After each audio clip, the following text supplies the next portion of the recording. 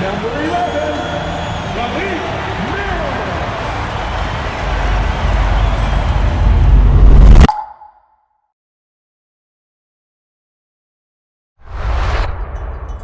Whatever happens to a dream deferred?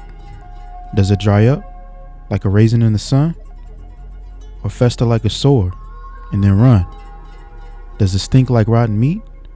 Or crust and sugar over like a syrupy sweet? Maybe it just sags like a heavy load. Or does it explode? Thanks to Hughes.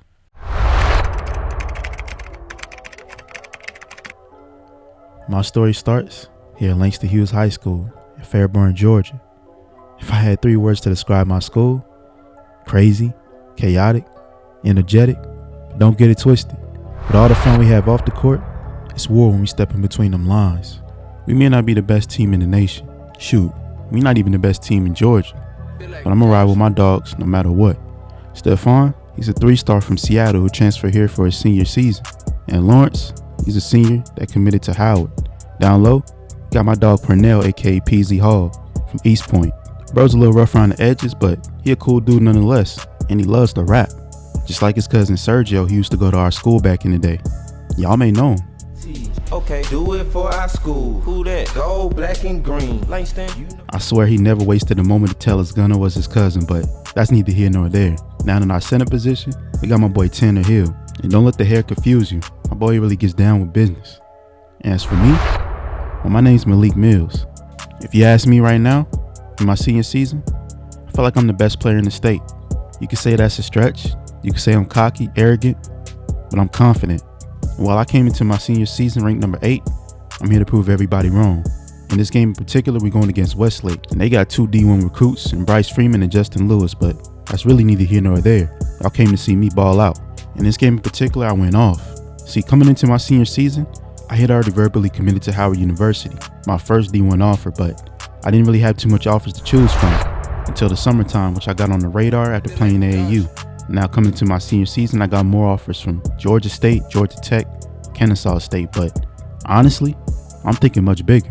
See, my mom tells me to be loyal and stay with Howard, but in my mind, I want to go to the big schools, the SECs, the ACCs, the Big Tens, Auburns, Tennessees, Floridas. I want to do it major, and I feel like I'm a major player. And in this game against Westlake, I was hooping in front of a packed crowd. This game is so highly anticipated, we had to play it at State Farm Arena downtown in Atlanta in front of everybody. And if it's one thing I know, they call me Big Game Lee. I always step up when the lights are the brightest. And for those of y'all wondering what my measurables are, well, coming into my senior season, I hit a growth spurt.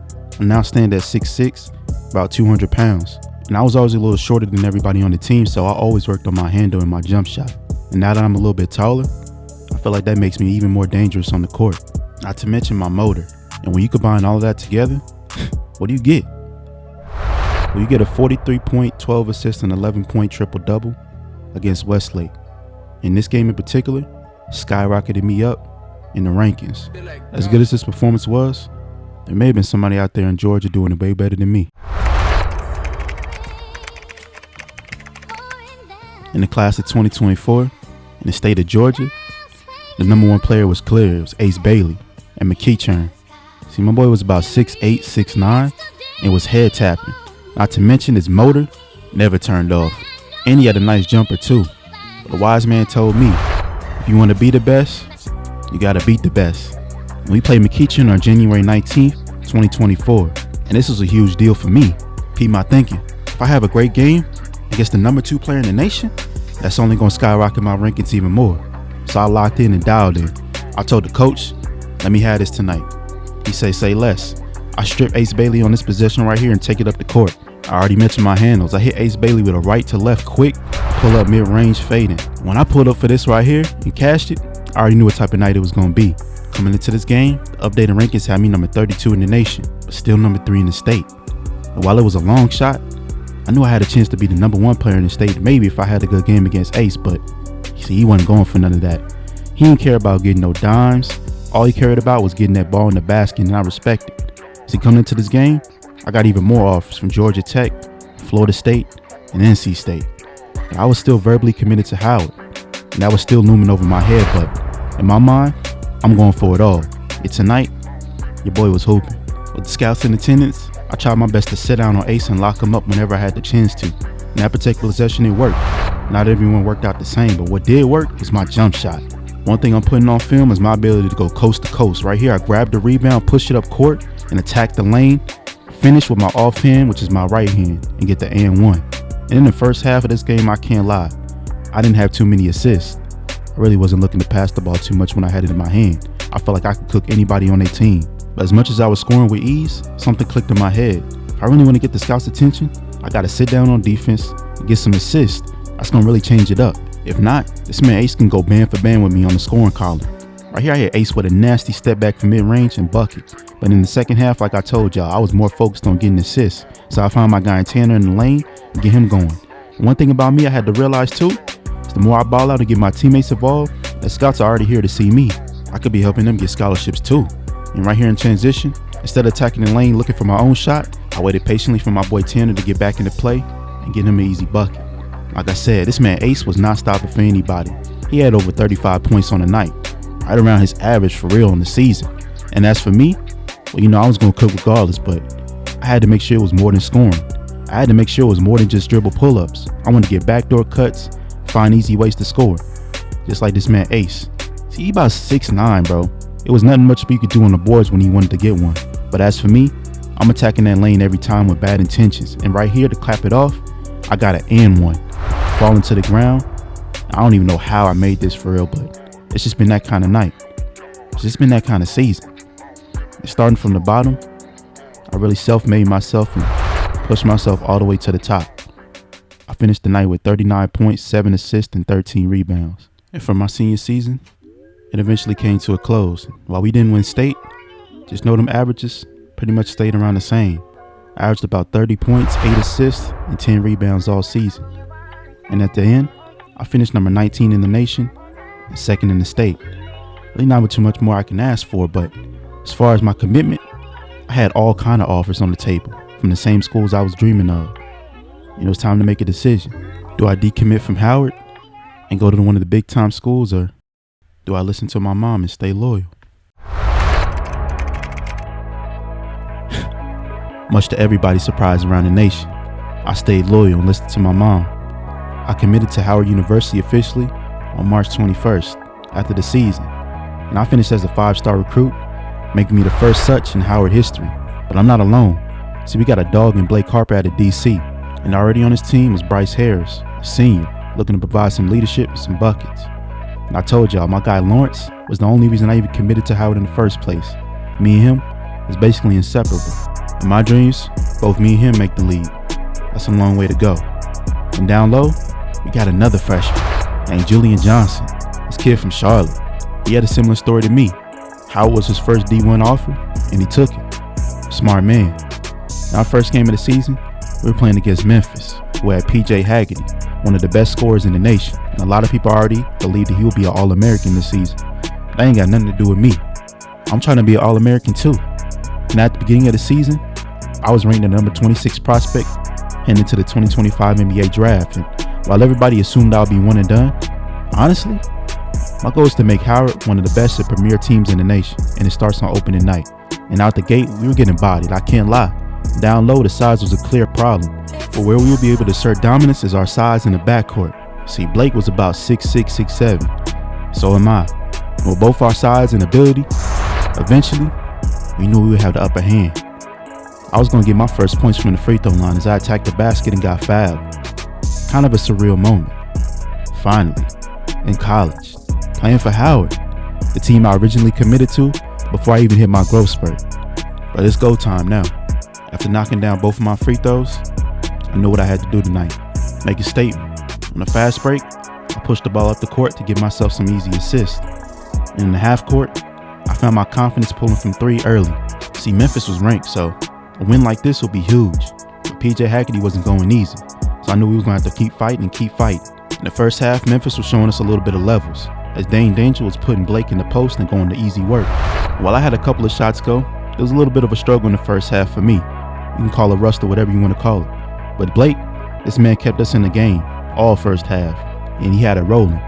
Between me and him, I knew we would get it figured out. So the second half came, and I dialed it in even more. And right here, I called for the pick and roll, and this is how it'll go. Julian set the pick, and I'ma still roll. And I finished with my offhand on the left side. I don't know why I did that. Maybe to be flashy. And I had Tyrese Hunter on me, so I called for another screen, finished with the scoop layup with the left hand. See, I realized my goal this season. It's not good enough for me just to be able to make the NBA draft, be a prospect. I'm trying to be that guy. On this play right here, it was prom night. I asked PJ Hackety out to a dance. I hit him with a series of moves, and I finished with the right to left crossover, which got him leaning, and I finished it at the rim in style. I'm telling y'all, I feel like I'm really like that. You know when you hooping and it feels like you dancing, you just got that kind of rhythm? That's what it felt like tonight. See, between me, Blake, and the rest of my guys, we ended up coming back in this game, and we will beat Memphis, start our season off with an actual ranked win for Howard. A huge deal. I finished with 26, 8, and 9, almost a triple-double. And while it's early, with me and Blake in the backcourt, I like our chances against anybody. Well, our hardest game of the season came November 24th, about 4 games into the season. And one thing I forgot to mention, when the news came that I was committing to Howard, our coaching staff and our AD made sure we got a hard schedule non-conference. And that meant facing Trey Johnson and the Texas Longhorns. Texas wasn't really projected to be that good this season, but Trey Johnson, well, that man was rated number 6 on prospect rankings. Not to mention they had a big center named Anthony Crawford, who was rising up the rankings as well, higher than me. I was rated number 21 coming into this game. For my guy Julian, it was going to be a long night. See, my guy Julian was only about 6'8", 6'9". Crawford stood about 7 foot. So, what did that mean to me? I was going to play my game regardless. And one thing I forgot to mention is I ran the point for my team. See, Howard, they wanted me to have the ball in my hands primarily. And that was music to my ears. Another reason why I decided to stay loyal. That wasn't guaranteed at none of the big schools. But here, they let me do my thing. And that included pulling up whenever I needed to, or dictating how we're going to run the offense. It was a mostly pick and roll style. With Julian setting good screens, it just freed me up to get buckets, something I know how to do naturally. And in this game in particular, it was close, but see, Texas had way more depth than we do. We didn't really run too much players after our starting rotation, which is going to be a problem, probably going forward. Speaking of problem, I don't know how that man just made that shot over me with that great defense, but that's neither here nor there. See, one thing y'all gonna learn about me is I love that mid-range, like Shea loves free throws. Now, I stay in the mid-range though. That's my bread and butter. I know it's kind of frowned upon in today's age of statistics and analytics and whatnot, but for me, if I can get that mid-range going, it just opens up my game entirely. I mean, just ask Trey. This man was hitting us with mid-ranges all game. And the game was close. In the second half, we weren't backing down either. We are at our best in the fast break, so all of our guys are pretty quick. And slowly but surely, my chemistry was going up. My boy Julian. See, I was finding him for lobs easy. He was pretty athletic for his size. In my mind, he may not be nationally ranked right now, but as long as scouts are coming to the games to see me for the NBA, maybe I can get his stock up come this season and next season. And for that guy Crawford, he ain't even have the greatest of nights either, but regardless, Texas was so deep that we still found ourselves losing the ball game and trying to fight back. Speaking of lobs, man, y'all know I can get up too. If you didn't know, now you know. I can finish with either hand too. I'm just putting everything on film for the scouts to see. So is Trey. And while the game seemed back and forth primarily between free throws and just bench scoring in general, Texas really had the upper hand. But despite all of that, I still finished with 24, 9 assists, and 7 rebounds. We ended up losing this game 74-81, giving us our first loss of the season. While it was a tough loss, I'm always looking for ways to figure out how I could be even more aggressive going into the next game, and the next game. Next week, we had a game against America, back at home. And I feel like this was a chance for me to make a statement here for my home crowd. And at this point in the season, pretty much averaging almost a triple-double, 23, 8, and 8. Really hooping. My matchup tonight was a dude named Grant King. I really don't know too much about him. I just know he's been in America for a couple of years now. But one thing I do know, this man got to the free throw line and almost started bowling. Underhand free throw? I never thought I would see the day I would see that in real life. I thought that was off from like the 1950s or something. But none of that even matters. Tonight, it was about me and my guys. In particular, I'm starting to realize this man, Blake Harper, might really be a first-round talent. I'm hoping with the scouts coming to see me, they see his game too.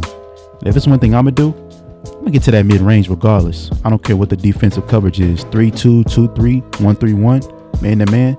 That doesn't really affect my game. Against American, I was getting to the midi. I was finding my guys. In particular, I was making sure the post was fed. Look, our non-conference schedule was super hard. So when we played teams like American, it was only right that we go hard and bury them under the dirt and get our stats up. Listen, I know y'all might think that's selfish and really superficial to think, but we gotta be honest. We're talking about going to the NBA. I gotta showcase my whole entire bag. And it was hard because we were up by so much. I didn't really play too much towards the end of the second half, but I finally got my double-double. Finished it with 10 assists. But the biggest game of the season was right in front of us.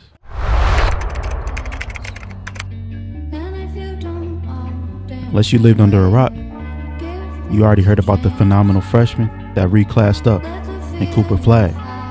He committed to Duke, and it was pretty clear that he was the #1 player in the nation, pretty much going to be a one and done. But early on in the season, our AD and coaches thought it was a great idea to put us up against him and Duke. And it wasn't just him. See, they had Tyrese Proctor at the point, Isaiah Evans at the 2, Concanepo at the 3. And the big problems for us come down low. They got alot, #7 prospect right now in the prospect rankings. Between him and Coop, man, our bigs are going to have some issues tonight. See, Duke, that lineup is pretty tall. The shortest guy is Proctor, and he's about 6'3", 6'4". So for us, it was going to be a nightmare trying to keep them off the glass and out of the paint. For us, Blake tried to set the tone as he hit Isaiah with a nasty move, but that man Malawak was in the paint ready for him. Between Canepo's ability to hit threes, not to mention the ability to control the boards right here, man, Julian, I just felt bad for my guy because there's really nothing much he could do with a 7-foot, 260-pound athletic specimen they got. You just had to stay the course. And for Coop, my guy Eldo was trying his best to guard him, but his quick first step was immaculate. And at this point, I rose up to number 12 in the prospect rankings, so this game was huge for me. After getting out to a slow start, I decided to be a little bit more aggressive. While I didn't make that shot, my mindset was put pressure on Tyrese, make him really have to guard up. So right here, I was patient, waited for my guy Eldo to set the screen, and got to my little mid-range area, finally got a shot to go. And at that point, when I make a shot, my confidence instantly goes up, thinking everything else is going in. But tonight, it just wasn't the case. But for Coop, man, he had Eldo on the string, rocking him back and forth with the right to left and finishing on the other side through the contact, getting and-1s and showing off emotion. And whether it was attacking the rim or simply shooting the 3, I seen the levels that there was to this game. And for me, well, I was trying my hardest to get myself involved and my team involved, but we couldn't even get alley-oops to go. And no glaze, of course, but we had dude look like a well-oiled machine out here. Shoot, and I needed some oil for my jump shot as it was broke tonight. And after I missed the jump shot, this man Cooper took me straight to the basket and had me praise dancing, jumping for joy, reaching for the sky. I ain't gonna lie, I ain't never been more embarrassed on defense to that very moment. But with all the scouts watching, I just had to take that to the chin. Y'all ever played and y'all felt like a little pit in y'all stomach, or just in general in life? That's how I was feeling in that first half. In the second half, I said, forget all that. We losing, but it's my time to show out and really prove to the scouts that I'm a hooper and I'm gonna do this for real on the next level. While that plan was nice and sweet in my head, between Coop and Malawak, and that paint was getting battered and abused in that rim. Even off the misses, they were just getting second and third attempts on it and just putting pressure on us. And I was putting pressure on the rim too.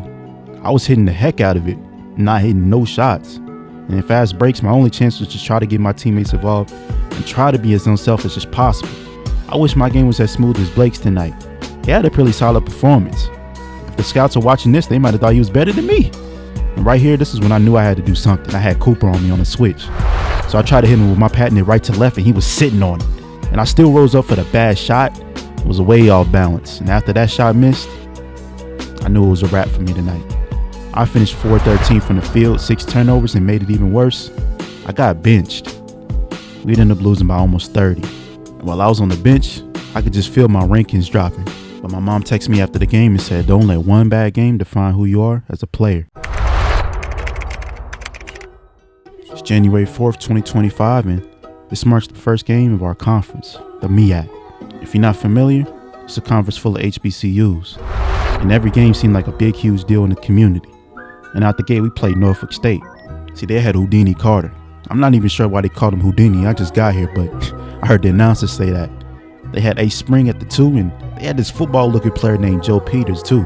But coming to the game and reading the scouting report from the coaches, they said this dude Yahir Stokes is supposed to be the real deal. He actually was an NBA prospect, so it'd be interesting to keep an eye out for him tonight. Once again, my boy Julian was going to have a hard night as they had this South Sudanese center named Shaquem Barker. Look, by this point, we had already lost about 4 games on the season in the non-conference. But in my mind, I want to run the table. I want to make Howard the greatest team and the greatest HBCU in MEAC history, and it starts tonight. But I guess if I thought it was going to be sweet, I was dead wrong. See, Norfolk State heard about the talent we had, and they came out extra aggressive. I'm talking about meeting me at half court and not even letting me try to get the ball past the line. I got a little frustrated, I can't even lie to you. I hadn't been guarded that hard since high school. And on the offensive end, it was that boy Stokes. Between him and this man named Ace Spring, who they switched on me on defense, and I had to call an early timeout and get ourselves together because we were down and losing on the road. This ain't how I want to start my conference career. It seemed like they sicked a dog on me, so I retaliated. I started backing them down and using my physical frame. That didn't work either. So I figured I had to get it right on defense. So I started sitting down and guarding this man Houdini. I'm still trying to figure out why they call him that. And y'all know when y'all hooping and y'all hit one move and it wakes you up? Well, I had that man Ace Spring stuck in the animation off the hezzy. While they didn't call the foul for the N1, which I'll never know why, it got my juices flowing. On the next possession after getting the steal, I had a wide open mid-range shot. And they must not know. That's my bread and butter. But I gotta give credit where credit is due. See, Norfolk State was balling. That man Ace Spring, last name fits. That man got bunnies. But for us, we just kept it pushing. Between our starting 5, we were rocking and rolling. My confidence never wavered.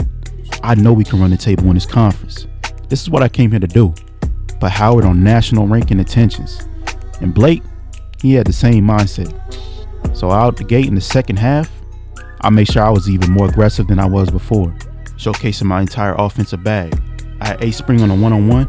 I took him to the basket and finished with my offhand. If y'all want to know the truth, for the rest of this season, I'm imagining every defender as Cooper Flagg in that position I wish I could have back. I'm trying to go at everybody's neck. Coming into this game, I was rated the number 14 prospect. Even despite that game against Duke, I still rallied back before the conference play. Got my name kept it near the lottery. But it's time for me to rise up even more. And by now, y'all know I'm gonna hit to that right to left cross and pull up for the midi.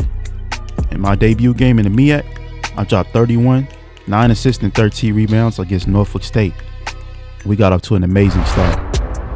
And like I said, I came here to do bigger things. I'm gonna be honest with y'all. We ended up rolling through the MEAC, as promised. See, our team was loaded. And I ended up leading the nation in points and assists per game. Not to mention I averaged 9 rebounds too. I'm doing things that were never before done on the college scene, but according to ESPN, I'm still not playing good enough to be a top 5 prospect in the NBA draft. A lot of that is because they feel like the level of competition I'm playing is weak. Bleacher Report sees through that though. They got me rated as number 2 prospect behind Cooper Flagg. But I'm still out to prove something, and I can't help who I play against every night. I'm just playing against my competition that's on the schedule and really destroying them as humbly as possible. It wasn't just my skill set, it was my motor, like I said in high school. Nobody would outwork me on the court. And we had a dream season at Howard. In the last game against NC Central, capping it off with a win, we finished our season 14-0 in the conference and 30-4 in the season. And as for me, well, I didn't have finished in the top 5 ESPN prospect rankings after the regular season. Not to mention, I will win MEAC Player of the Year for 2025, averaging over 27, 9, and 9 in conference play alone. But with the way NCAA Tournament works, we needed to win our conference tournament in order to get a spot in March Madness. It's March 15th of 2025. Conference title is on the line. Norfolk State versus Howard. And if you're a MEAC fan, you don't want it no other way. The number 1 versus the number 2. We had a chance to cement history today. If we beat Norfolk State, we win the conference title, secure a March Madness ticket, and finish with 33 wins on the season, which will be a record for our university. So for me, I figured why not come out and have my best performance of the season. Look, in my mind, every time I'm taking the court in a college jersey, it's a chance for me to rise my rankings. So today, I got everybody involved early, then I took over. I started attacking the lane. See, one thing about playing a team multiple times in a year, you already know how they're going to guard you. You already know the coverages, and you know who to attack. And for us, we attacked their point guard, Houdini Carter. For Norfolk State, most of their guys didn't really come ready to play tonight. Yair was the only one hooping. See, bro was the runner-up next to me for being MEAC Player of the Year, so I always respected his hustle. But tonight, I was taking it out on the rest of his team. Nobody was holding me. In the fast break, I was just a step quicker. In the half court, I was blown by Ace every time. And I already told y'all about my motor. I'm diving on that floor for loose balls like I need a scholarship. In the second half, I turned it up even more. See, normally running point, I really try to refrain from taking too many shots early in the shot clock. But tonight, it was just one of them nights. And it wasn't just on the ball either. I was getting off the ball too. They may have to call me Houdini tonight, the way I was escaping the defense. And to cap off a monster performance, it was only right I finished with the poster over two of the tallest defenders on the court for Norfolk State, Yair and Shaquem.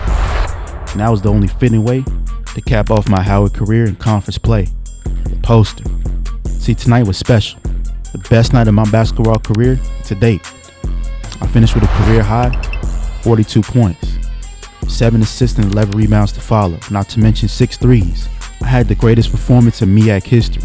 And there's a lot of talk that I'm the greatest player to ever touch the MEAC, but that's neither here nor there. My mindset is focused on March Madness. At 33-4, I knew the committee was going to hook us up with a good seed, so my mindset was thinking, how do I get this team to a national championship? Oh yeah, all the media outlets have me rated as the number 2 prospect going into March Madness. But why can't I be number 1? See, I thought the committee was going to hook us up with a great seed. But not only did we get the 12th seed after our great season, we playing number 5 UCLA, and basically a home game, so to speak. They playing the game in state. I look up and all I see was Bruins fans. Not even sure if any Howard fans made the trip, but hey. And for the team, well, they got Bryce Freeman from Atlanta, Westlake. And they got shooters on the wings, primarily Zach Payne. They got 2 homegrown LA kids. It's Payne, and they got a son of a former LA legend, Shaycott. Yeah, his son Sincere. Really like that, I can't lie. Right now he's rated the number 14 prospect and projected to go lottery, on the way up. But tonight, it's time to put an end to all of that. Way easier said than done. That boy Payne came out stroking. And for us, we felt the intensity from the crowd, the arena. It just felt like it was all downhill at the beginning. With a team full of freshmen, there's really nobody we could rely on to get us going. So I turned to myself. I attacked the basket and got to the free throw line early. Because every hooper knows sometimes you just need to see the ball go in the basket to get going. You ever felt like y'all was playing against a team that had something to prove? And them boys was hooping. I can't even lie. Cotton was getting to the basket, getting to the mid-range, and scoring easy. Payne was shooting the threes, and it was getting so bad I had to pull to the side of the road and call for help. I don't even remember what time it was in the first half, but I had to call that timeout like our life was on the line. We were down double digits heading into the second half. But then I remembered, I'm the number 2 prospect in the nation, bruh. I can't go outside. So I started turning up. But basketball is a team sport. And as far as the team goes, UCLA had all of that working. And they showed us that there was levels to this. And now it makes sense why we were the 12th seed. See, we didn't play that much competition in our conference. But see, UCLA, they were battle tested and played in the Big Ten. So they expected us to come out a little harder than we did, and we did it. And they took advantage. And Bryce and the Bruins, well, they had our number. And as for me, well, I really tried my hardest to leave it all on the table. It was slowly starting to become reality that this would be my last collegiate game, as UCLA was raining down threes and blew us out the water. We ended up losing this game by almost 20 points. And for my college career, well, it was coming to an end. For Blake, he had hinted at me that if the draft didn't work, he was in the transfer portal to see what his options were. For Lawrence, I think he was going to stay here at Howard and try to build something. And I respect bro. And me and him was going to always be in contact. And for my dog Julian, well, I don't know what he was going to do either. He was getting a lot of calls from other teams around the Power 5. With guys like Sincere Cotton, I know he's headed to the draft and I'm going to see him later. In my last collegiate game, I tried to muster it up and make it better than what it was, but it wasn't my best performance at all. But at this point, none of that matters anymore. All the work has been done. And the prospect rankings are slowly starting to mean nothing as well. I'm getting ready for the NBA draft and ready for my life to change. While I was working out, I was was starting to imagine the cities I could be in. Philly, Toronto. I could even be in San Antonio, throwing lobs to Wembanyama. Let me not get too far ahead of myself. See whether I go number 1 or number 60. I'm going to the NBA, and they telling me I can't be the number 1 pick. And I say, why not?